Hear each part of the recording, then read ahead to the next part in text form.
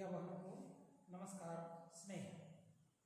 आप सभी स्वस्थ रहें, मस्त रहें और पढ़ते रहें, ऐसी ईश्वर से प्रार्थना है। और आज के पहले हमने जो पूर्व के कलखंडों में पढ़ा है, उसी विषय बिंदु में कुछ नए विषय बिंदु को जोड़ते हुए हम आज कुछ नया और जो है ज्ञानार्जन करेंगे।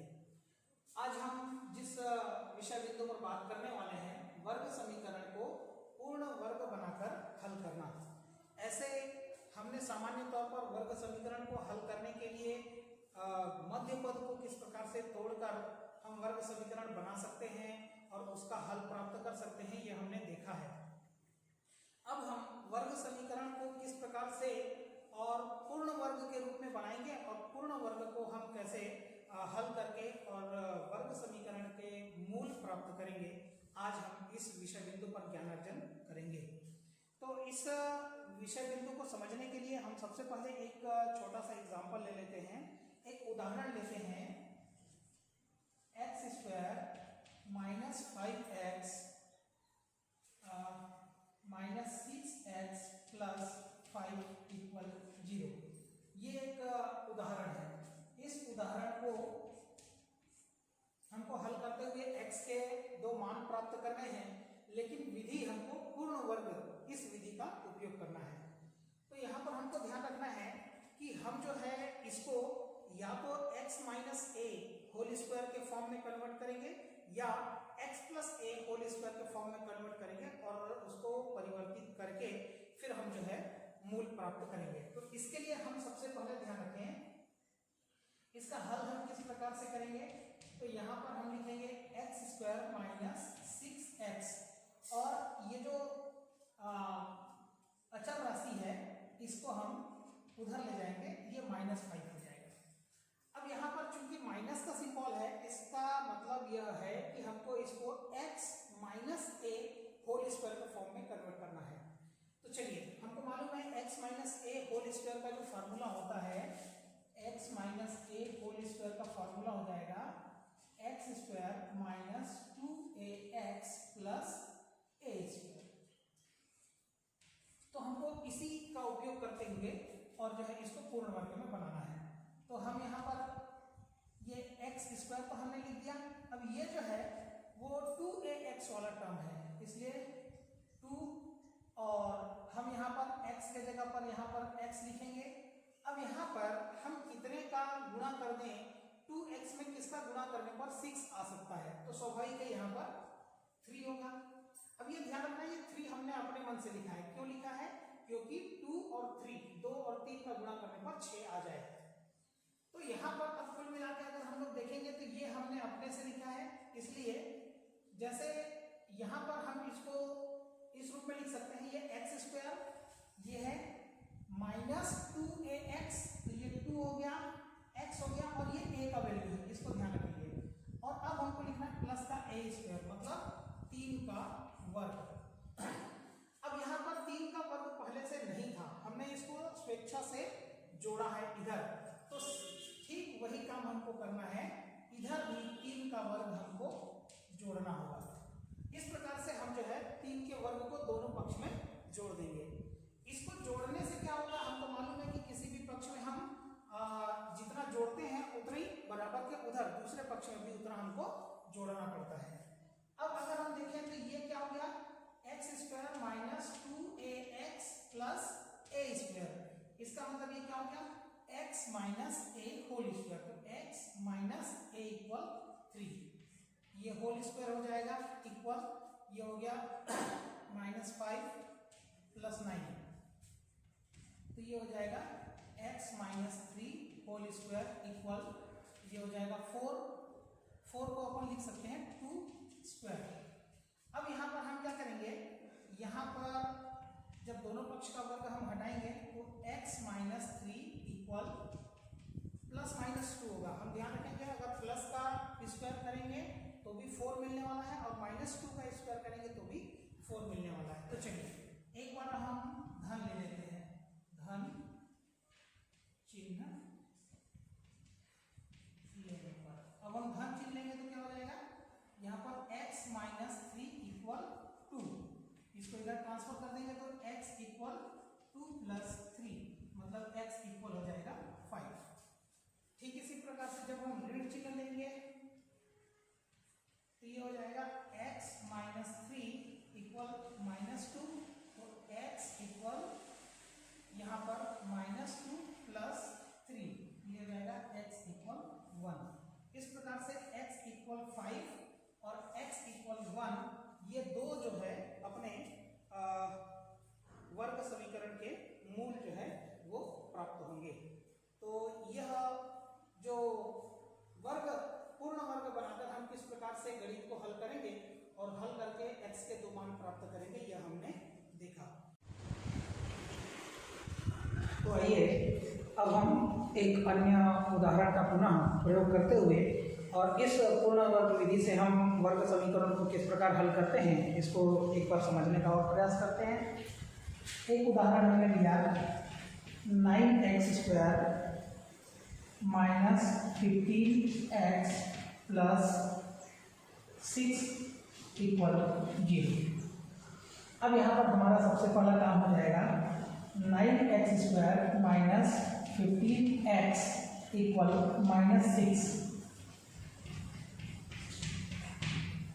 अब यहाँ पर हमको ध्यान रखना है, इसको मैं अब लिखता हूँ चूंकि यहाँ पर हमको ध्यान है ये जो मिडिल टर्म है इसके सामने मध्य पद के सामने चूंकि ऋण चिन्ह है, इसका मतलब ये तय है a - b होल स्क्वायर, इस फार्मूले में ये टूटने वाला है, अर्थात ये a² - 2ab + b², ये सूत्र का उपयोग होने वाला है इसमें। तो हम इसके लिए a² के रूप में इसको लिखना चाहें तो हम इसको 3x होल स्क्वायर लिख सकते हैं। अब यहाँ पर हम लिखेंगे 2, a का वैल्यू हो गया 3x। अब हमको यहाँ पर 3 × 2 करेंगे तो 6, जबकि हमको चाहिए कितना, हमको चाहिए यहाँ पर 15। तो अगर मान लिया जाए मैं यहाँ पर लिख दूँ 5/2 का मल्टीप्लाई कर दूँ तो ये 2 से 2 कट जाएगा और 3 × 5 करेंगे तो 15 आ जाएगा और ये x हो जाएगा। ठीक है, इसका मतलब इसका वैल्यू कितना हो गया 5/2, तो ये a² - 2ab का वैल्यू हो गया 5/2। तो अब हमको आगे क्या है b² प्लस में लिखना है, तो प्लस का b² मतलब 5/2 का स्क्वायर, ये हमने इधर जोड़ा है इसलिए हम इधर भी उतना जोड़ देंगे। अब अगले स्टेप पर अगर हम लोग देखें तो ये हम पूरा इसको हम क्या लिख सकते हैं 3x - 5/2 का होल स्क्वायर लिख सकते हैं, और ये हो जाएगा अपना -6 प्लस 5 का स्क्वायर 25 और 2 का स्क्वायर हो जाएगा 4। अब इसको अगर हम लोग हल करें तो ये हो जाएगा -24 प्लस 25/4। अब इसको ऐसे ही हम नीचे लिख देते हैं। अब यहाँ पर हमको क्या करना है 3x - 5/2 होल स्क्वायर इक्वल, ये 1/4 हो जाएगा और हम 1/4 को 1/2 होल स्क्वायर लिख देते हैं। अब यहाँ पर अगले स्टेप में हमारा काम हो जाएगा वर्ग दोनों पक्ष का जब घटेगा तो 3x - 5/2 इक्वल ये 1/2 हो जाएगा।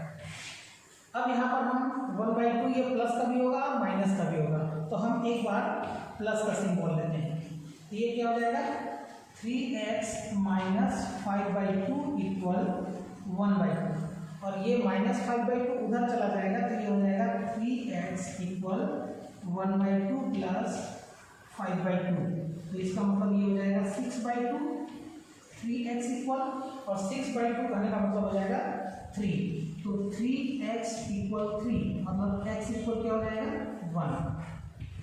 ये अब इसी प्रकार से हम माइनस ले लेते हैं तो ये हो जाएगा 3x - 5/2 इक्वल -1/2। अब ये -1/2 उधर चला जाएगा तो ये हो जाएगा 3x इक्वल -1/2 प्लस 5/2। लोग यहाँ पर ले लें तो 3x इक्वल ये हो जाएगा क्या 4/2, तो 4/2 का मतलब कितना हो जाता है 2, तो ये हो जाएगा 2 और इसको इधर ट्रांसफर कर देंगे हम तो ये हो जाएगा x इक्वल 2/3। इस प्रकार से x के दो मान x इक्वल 1 और x इक्वल 2/3 होगा। तो यहाँ पर हमको मुख्य रूप से पूर्ण वर्ग बनाने के लिए इसी पद में थोड़ा सा और जो है जोड़ देने की आवश्यकता है कि हम पूर्ण वर्ग बनाते समय किस प्रकार से कौन सी संख्या लिखेंगे इसका, और उसमें भी सबसे बड़ी समस्या जो ये वाला पद होता है इसको पूर्ण वर्ग में लिखना ये थोड़ा सा कठिन होता है। तो जब भी मध्य पद होता है अर्थात x वाला जो पद होता है वो सूत्र के रूप में बदलते हैं तो वो 2ab का स्थान लेता है, ये ध्यान रखेंगे। तो क्या हो जाएगा, ये जो शुरू में लिखा हुआ है ये है a² और फार्मूले में 2 होता ही है a² - 2ab, इसलिए 2 तो हमको लिखना ही पड़ेगा। a का वैल्यू हमने 3x दिया है इसलिए लिखना ही होगा। अब हमको ये निर्धारित करना है कि आखिर हम ऐसा कौन सा मान लें b का जो पूरे पद को इस रूप में बदल दे। तो हमको ध्यान रखना पड़ेगा कि भाई ये 2 और ये 2 जब कट जाएंगे तो बचेगा 3, 3 और 5 का गुणा करेंगे तो 15 हो सकता है। तो यही जो पद है यह समझने का विषय होता है। अब जब ये a² - 2ab हो गया तो अंतिम में वहां पर b² लिखना होता है, तो इस कारण से हमने यहाँ पर इस पद को और जो है जोड़ा है। तो बराबर के उधर भी हम भी उतना ही जोड़ देंगे ताकि इन दोनों के आपस में कट जाने पर जो पूर्व के स्टेप है उसमें किसी भी प्रकार का कोई परिवर्तन ना हो, और फिर इस प्रकार से हम हल करते हुए x का जो मान है वो प्राप्त करते हैं। तो आशा है आप भैया बहनों को यह विषय जो है वो ध्यान में आया होगा। अब हम इस वर्ग समीकरण को हल करने की जो विधि है इस विधि में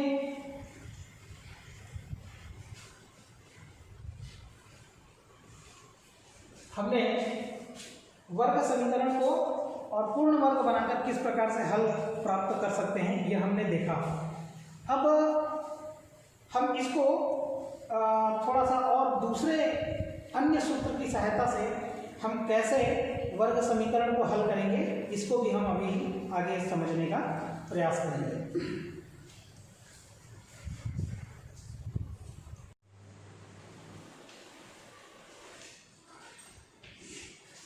अब हम देखते हैं कि सूत्र विधि द्वारा वर्ग समीकरण किस प्रकार से हल किया जाता है।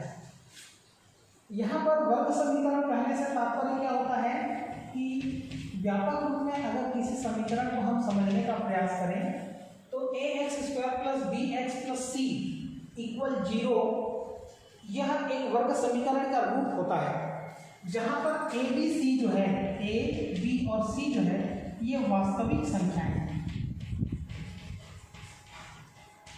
वास्तविक संख्या है। किंतु यहाँ पर ध्यान रखना है कि a ≠ 0, a का मान 0 नहीं होना चाहिए। तो ये जो है वर्ग समीकरण के लिए प्रतिबंध है। अब यदि ये वर्ग समीकरण होगा तो इस वर्ग समीकरण की सहायता से इसके जो मूल होंगे उस मूल को प्राप्त करने का जो सूत्र है वो सूत्र है -b ± b² - 4ac/2a। इस सूत्र का उपयोग करते हुए और हम जो है वर्ग समीकरण हल करेंगे। तो इस सूत्र का उपयोग करके हम वर्ग समीकरण का हल किस प्रकार से प्राप्त करेंगे इसको समझने के लिए हम एक उदाहरण लेते हैं और इस उदाहरण की सहायता से हम समझने का प्रयास करते हैं इस सूत्र विधि द्वारा और जो है हम किस प्रकार से वर्ग समीकरण को हल करते हैं। एक उदाहरण लिया हमने 2x² - 3x + 1 = 0। अब इसको हम हल करते हैं तो हम लिखते हैं दिए गए वर्ग समीकरण की तुलना, जो वर्ग समीकरण का स्टैंडर्ड फॉर्म होता है ax² plus bx plus c equal 0 से करने पर तो यहाँ पर देखेंगे कि हम x² का जो गुणांक है वो a है और x² का गुणांक यहाँ 2 है, इसलिए a इक्वल 2 हो जाएगा। x का गुणांक b है, यहाँ पर x का गुणांक -3 है, ये ध्यान रखेंगे, और यहाँ पर c का जो मान है वो 1 है। अब हम यहाँ पर जो मूल ज्ञात करने के लिए हमारे पास सूत्र है, वर्ग समीकरण के मूल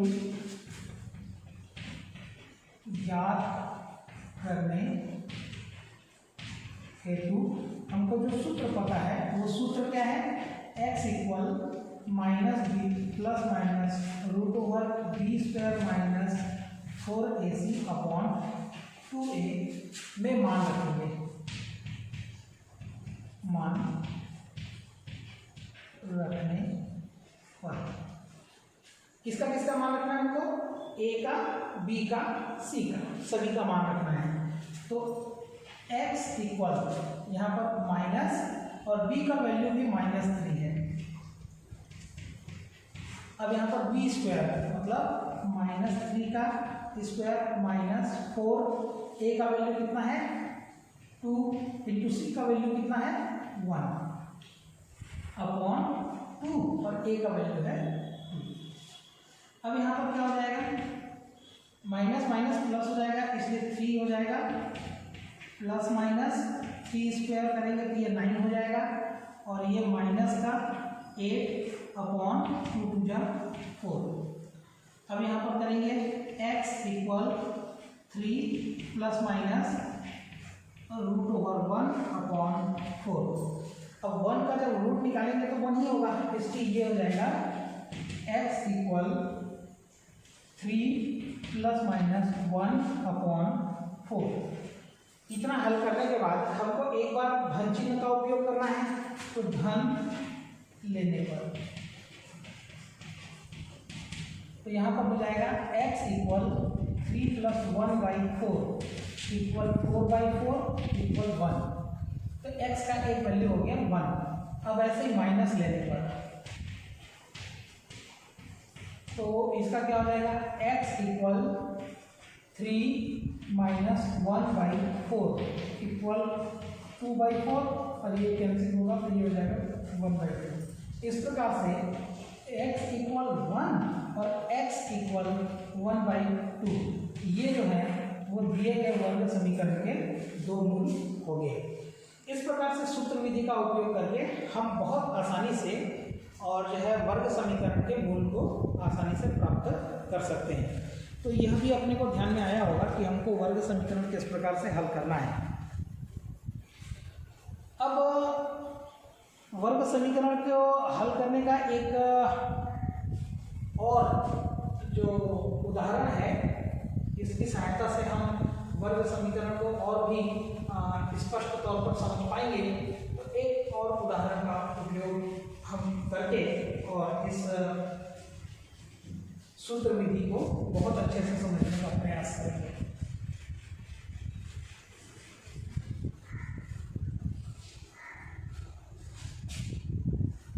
x² minus 2x plus 1 x² minus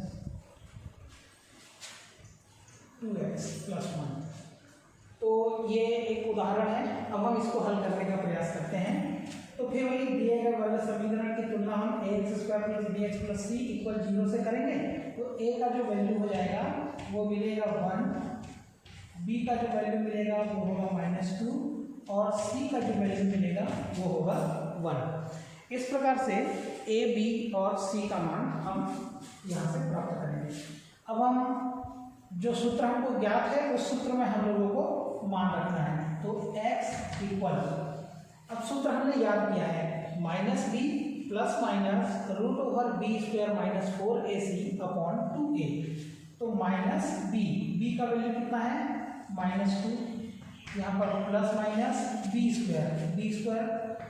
minus 2 का स्क्वायर माइनस 4 ए का वैल्यू कितना है 1 इंटू सी का वैल्यू कितना है 1 अपॉन 2 और ए का वैल्यू 1। इस प्रकार से माइनस माइनस ये हो जाएगा प्लस, 2 का स्क्वायर करेंगे तो ये होगा 4 माइनस 4 अपॉन 2।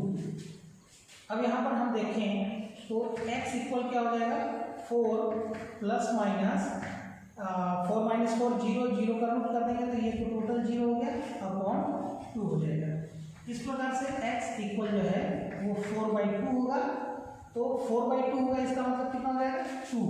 तो x के दोनों मान जो है x बराबर 2 और 2 ही होगा। इसका मतलब x के दोनों मान जो हम प्राप्त करने वाले हैं वो कितना मिलने वाला है अपने को, केवल 2 ही मिलने वाला है। इस प्रकार से हम जो है वर्ग समीकरण का और जो मूल है वह सूत्र विधि से प्राप्त करेंगे। तो आशा है आप इसको समझ पाए होंगे, सूत्र विधि को किस प्रकार से हम उपयोग करते हुए वर्ग समीकरण को हल करेंगे।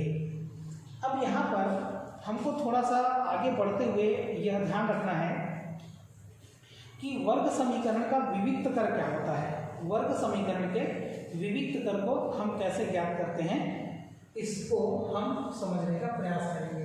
तो विविक्त कर को जानने के लिए हम इसी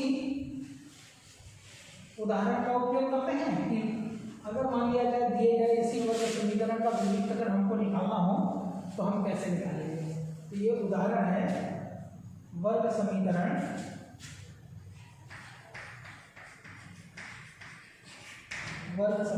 इसका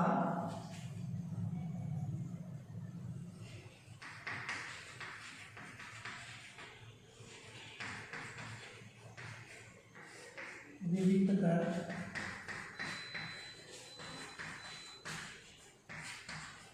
ज्ञात कीजिए। अब किसी भी वर्ग समीकरण का जो विविक्त कर होता है, जिसको हम अंग्रेजी में डिस्क्रिमिनेंट बोलते हैं, वह ज्ञात करना हो तो उसके लिए हमारे पास जो सूत्र है वो है डी, या फिर इसी को हम क्या बोलते हैं विविक्त कर। ये विविक्त कर जो डी है इसका सूत्र होता है b² minus 4ac। b² minus 4ac को ही हम लोग क्या कर देते हैं विविक्त कर कहते हैं। तो यहाँ पर b a और c का मान हमको प्राप्त करना पड़ेगा और इसमें रखना पड़ेगा। तो हम इसको हल करते हुए लिखते हैं, ये सूत्र है, ध्यान रखिए इसी सूत्र का हम उपयोग करते हैं। तो हल अब क्या हो जाएगा वर्ग समीकरण ax² plus bx plus c equal 0 से दिए गए समीकरण की तुलना करेंगे। समीकरण की तुलना करने पर अब हम वर्ग समीकरण की तुलना करेंगे तो a का जो मान होगा वो होगा a, b का जो मान होगा वो होगा 1.5 और c का मान होगा 1। ठीक है, अब हम इस सूत्र का उपयोग करने वाले हैं। तो अतः विविक्त कर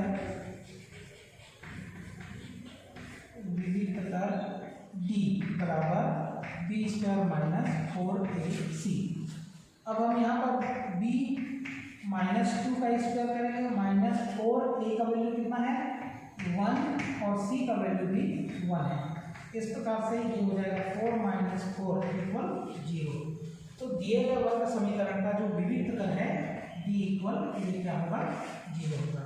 इस प्रकार से हम वर्ग समीकरण के और विविक्त कर को प्राप्त कर सकते हैं।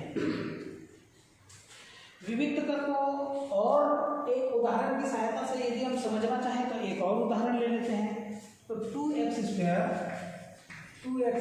माइनस 2√2x प्लस, और यहाँ पर एक और सूत्र हम उपयोग करने वाले हैं +1 इक्वल 0। इस समीकरण को भी हम विविक्त कर इसका कैसे ज्ञात करेंगे ये देखते हैं। तो इसकी तुलना हम लोग जब दिए गए वर्ग समीकरण ये अपने को लिखना है हल के बाद ये लिखना है। तो इसमें a का जो मान होगा वो होगा 2, b का मान होगा 2 वर्गमूल 2 ऋण में, और c का जो मान होगा वो होगा 1। अब हम यहाँ पर विविक्त कर का formula d equal b square minus 4ac use करते हैं। अब यहाँ पर b का जो मान हो गया वो हो जाएगा ऋण 2 वर्गमूल 2, इसका वर्ग हमने निकाल लिया, ये हो जाएगा 4। a का जो मान है वो है 2 और c का मान है 1। अब हम जब वर्ग करेंगे तो ऋण संख्या का वर्ग जो होता है वो धनात्मक संख्या होगा, और 2 वर्गमूल 2 का वर्ग करेंगे तो ये हो जाएगा 8। ऋण 4 और 2 का भी करेंगे गुणा तो हो जाएगा 8, शून्य हो जाएगा। इस प्रकार से इसका भी जो डिस्क्रिमिनेंट या विविक्त कर प्राप्त हुआ है यह शून्य प्राप्त हुआ है। आशा है आपको विविक्त कर किस प्रकार से प्राप्त करते हैं यह भी ध्यान में आया होगा। अब हम वर्ग समीकरण के मूलों की प्रकृति किस प्रकार से प्राप्त करेंगे इसको देखते हैं। किसी भी वर्ग समीकरण का जो मूल होता है, मान लीजिए हमको किसी भी वर्ग समीकरण का मूल प्राप्त करना है। माना वर्ग समीकरण है ax² plus bx plus c equal 0। इसके स्वाभाविक तौर पर हमको पता है कि ये चूंकि वर्ग समीकरण है तो इसका कोई ना कोई उत्तर जरूर मिलने वाला है हम लोगों को। लेकिन वर्ग समीकरण के मूल हमको किस प्रकार से प्राप्त होंगे इसकी प्रकृति को जानने के लिए, और हम पहले निकालते हैं डिस्क्रिमिनेंट। तो हमको मालूम है कि डिस्क्रिमिनेंट है विविक्त कर है, ये जो विविक्त कर है इसका सूत्र हमने पढ़ा है p² माइनस 4ac। अब इस सूत्र का उपयोग करके हम विविक्त कर प्राप्त कर लेते हैं। अब एक बात ध्यान में रखें कि मूलों की प्रकृति यदि जानना हो, मूलों की प्रकृति के लिए प्रतिबंध, तो इसके लिए प्रतिबंध क्या होगा, यहाँ पर ध्यान रखेंगे if d is greater than 0। अगर d का मान 0 से बड़ा है तब जो मूल होंगे दोनों मूल वास्तविक होंगे एवं भिन्न होंगे। हमको जो दो उत्तर प्राप्त होता है वो दोनों उत्तर अलग अलग होगा और वास्तविक होगा। अब यदि ये पहला प्रतिबंध है, दूसरा प्रतिबंध है यदि d का मान 0 प्राप्त हो, जैसा कि पिछले दोनों उदाहरणों में हमने देखा था कि हमारे पास जो d का मान है जो विविक्त कर है उसका मान 0 प्राप्त हुआ था, तो दोनों मूल जो है वास्तविक होंगे एवं एक समान होंगे, समान होंगे। और जो तीसरा प्रतिबंध है वो है d इज लेस देन 0, अर्थात d का मान 0 से छोटा हो तो मूल क्या होंगे, ऐसी स्थिति में मूल अवास्तविक होंगे, मूल अवास्तविक होंगे। और यदि मूल अवास्तविक होंगे तो हम कक्षा 10वीं में जब तक पढ़ेंगे तब तक हम इसको आगे हल नहीं कर पाएंगे। आगे की कक्षाओं में हम देखेंगे कि हमें इस प्रकार के मूल को प्राप्त करने के लिए हम क्या करते हैं, तो उसके लिए हमको सम्मिश्र संख्या या कॉम्प्लेक्स नंबर इसका थोड़ा सा ज्ञान होना आवश्यक है। तो पहले हम कक्षा 10वीं में इन दोनों प्रतिबंधों के प्राप्त होने पर ही मूल को प्राप्त करेंगे, और यदि हमको ऐसा कोई प्रतिबंध प्राप्त हो जाता है तो हम वहाँ पर केवल लिख देंगे मूल अवास्तविक है और उसके बाद अपना प्रश्न वहीं पर हम छोड़ देंगे। तो आइए अब हम थोड़ा सा मूलों की प्रकृति को समझने के लिए हम कुछ उदाहरणों का सहयोग लेते हैं और उदाहरण की सहायता से हम मूलों की प्रकृति को जानने का और प्रयास करते हैं। मान लीजिए हमने लिखा x² minus 4x plus 4 equal 0। यह एक वर्ग समीकरण है और इस वर्ग समीकरण के जो दो मूल प्राप्त होंगे इसकी प्रकृति ज्ञात करना है। हमको प्राप्त करना है मूल की प्रकृति।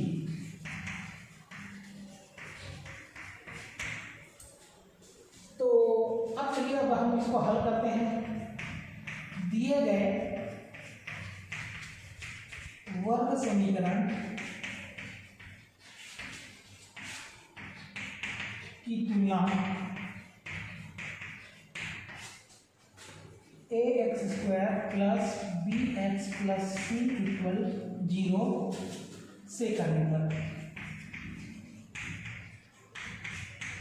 तो हमको a का जो मान होगा वो क्या मिलेगा, ए, बी का जो वैल्यू है वो होगा -4 और सी का वैल्यू भी 4 होगा। तो विविक्त करके हमारे पास सूत्र पता है, विविक्त कर डी इक्वल b² - 4ac, और इसमें हम मान रखेंगे। तो b का जो वैल्यू है वो -4 का स्क्वायर इंटू 4, a का वैल्यू हो जाएगा 1 और c का वैल्यू 4। तो 4 का वर्ग करेंगे तो ये हो जाएगा 16, ऋण 4 × 4 ये हो जाएगा 16। तो 16 में से 16 घटाएंगे तो 0 होगा, अर्थात d = क्या हो गया, 0। और हमने प्रतिबंध में जाना है कि जब d = 0 प्राप्त हो तो ऐसी स्थिति में मूल वास्तविक